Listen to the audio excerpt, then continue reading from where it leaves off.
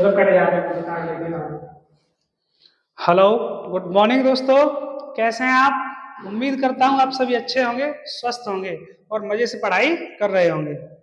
देखिए, आज हम अपनी इस लेक्चर के माध्यम से, जिसमें हम साइंस पढ़ने वाले हैं, साइंस वाले इस पोर्शन में हमें कौन कौन सी चीज़ें पढ़नी है क्लास 10th के साइंस में। तो आज हम क्लास 10th की साइंस डिस्कस करेंगे और उसमें जो सिलेबस दिया गया है, आपका जो कोर्स दिया गया है, वो कितना पढ़ना है आपको, कौन कौन से चैप्टर्स पढ़ने हैं, इसके बारे में हम डिटेल जानकारी प्राप्त करेंगे। तो जैसा कि आप अगर जानते होंगे कि हमारी जो साइंस है वो 3 पार्ट में डिवाइड है। भौतिक विज्ञान यानी फिजिक्स, दूसरा रसायन विज्ञान यानी कि केमिस्ट्री, तीसरा जीव विज्ञान यानी कि बायोलॉजी। तो सबसे पहले हम इसमें जो डिस्कस करने वाले हैं वो है रसायन विज्ञान यानी कि केमिस्ट्री।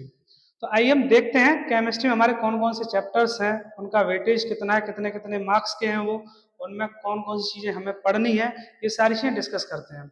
ये जो सामने आप पीडीएफ देख रहे होंगे, इस पीडीएफ में हमें डिटेल जानकारी दी गई है जो गवर्नमेंट अप्रूव्ड है, उसे हम पढ़ेंगे इसे। चलिए देखते हैं इसमें क्या क्या हमें पढ़ना है।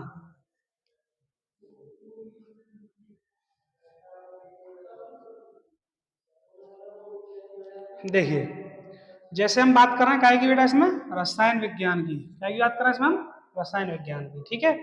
तो देखिए, रसायन विज्ञान में जो रासायनिक पदार्थ, प्रकृति एवं व्यवहार दिया गया है आपका, वो कितने मार्क्स का है बेटा? 20 मार्क्स का है।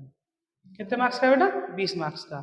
तो हम सबसे पहले जो 20 मार्क्स में आने वाली चीजें हैं, कौन कौन से चैप्टर्स हैं, उन्हें डिस्कस करते हैं। देखिए,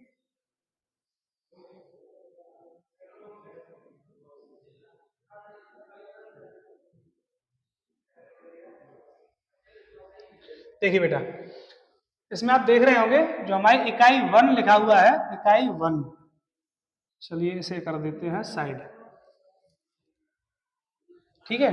तो देखिए, रासायनिक पदार्थ, प्रकृति एवं व्यवहार, जो इसमें ये पहला पार्ट दिख रहा है आपको, रासायनिक अभिक्रियाएं, ये रहेगा आपका चैप्टर नंबर 1, ठीक है।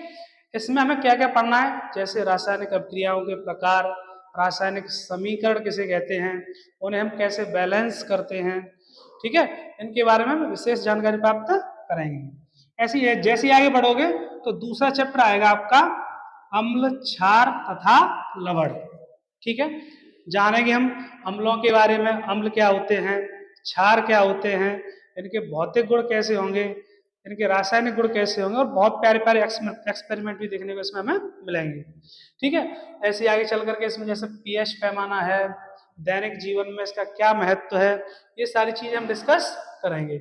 उसके साथ साथ हम इसमें पढ़ेंगे जैसे सोडियम हाइड्रोक्साइड एक यौगिक है, इसके बारे में, जैसे एक विरंजक चूर्ण है, इसके बारे में पढ़ेंगे, प्लास्टर ऑफ पेरिस, ये सारी चीजें हमें इस चैप्टर में डिस्कस करनी होगी, ठीक है। जैसे ही आगे बढ़ोगे आप, वैसे ही आपको तीसरा चैप्टर मिलेगा जिसका नाम है धातु एवं अधातु, ठीक है। इसमें हम दुनिया में पाई जाने वाली सारी धातुओं के बारे में, ठीक है, उसका क्लासिफिकेशन कैसे हुआ, कैसे चीजों को वेरीफाई किया गया और कैसे पता लगाया गया कि ये धातु है, ये अधातु है, इसके भौतिक गुण, रासायनिक गुण, ये सारी चीजें हमें पढ़ने को इसमें मिलेंगी, ठीक है बेटा। इसी के साथ साथ इसमें हमें मिलेगा पढ़ने को जैसे सक्रियता श्रेणी, धातुओं की सक्रियता श्रेणी, ये वाली जो श्रेणी है आपकी पहले चैप्टर में भी काम में आएगी जब आप डिस्प्लेसमेंट रिएक्शन को पढ़ेंगे, ठीक है। साथ ही साथ जैसे आप आगे बढ़ेंगे इस चैप्टर आगे की तरफ, तो आपको मिलेगा ये चौथा चैप्टर जिसका नाम है कार्बन यौगिक, कार्बनिक यौगिक, ठीक है। इस चैप्टर की अगर हम बात करें तो जितने चैप्टर आपके रसायन विज्ञान में दिए गए हैं, सबसे बड़ा चैप्टर आपका ये कार्बनिक यौगिक रहेगा और सबसे ज्यादा मार्क्स भी बेटा इसी चैप्टर से आते हैं, ठीक है। तो आइए चलते हम पहले चैप्टर से स्टार्टिंग करते हैं। Thank you.